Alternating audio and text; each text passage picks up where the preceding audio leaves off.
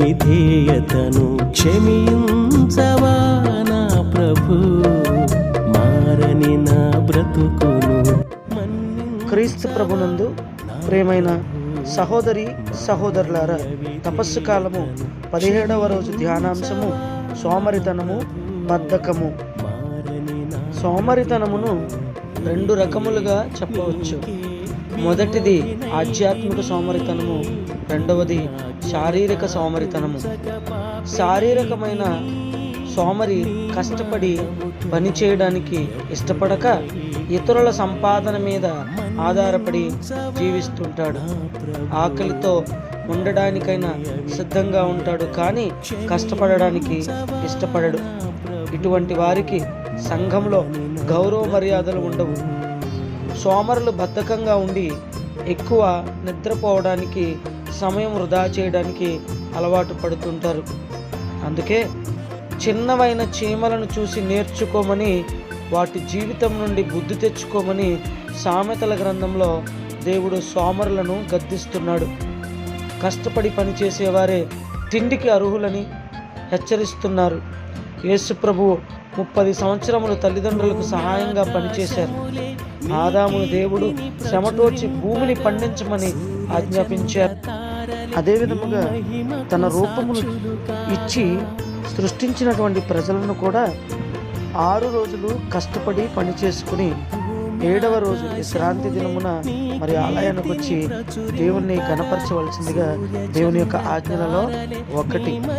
అయితే ప్రియమైనటువంటి దేవుని బిడ్డలారా, అనేక మంది ఈ లోక సంబంధమైన విషయాలలో తనమునకలై ఆధ్యాత్మిక సోమరతనానికి అలవాటు పడుతూ ఉన్నారు. అంటే అన్ని కార్యాలకి సమయం ఉంటుంది, కానీ దేవుని యొక్క కార్యములైనటువంటి ప్రార్థన, విశ్రాంతి దినములలో మరియు దేవాలయంలో ఆరాధనలు జరిగే సమయాలలో కూడా చాలామంది వీటికి దూరంగా ఉంటున్నారు.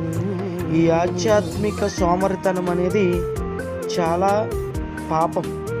దీని ద్వారా మనం దేవుని యొక్క కృపను పొందుకోలేము.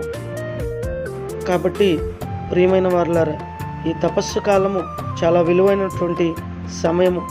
మనము ఏదైతే దైవ విరుద్ధ కార్యాలు చేస్తూ ఉన్నామో మరి వాటన్నిటికీ కూడా దేవుని ఎదుట సాష్టాంగపడి దేవుణ్ణి అడుగుదాం క్షమించమని. అలాగే నేటి ప్రజలలో కాలాన్ని వృధా చేయడం అనే సోమరితనం కూడా ఎక్కువగా పెరిగింది.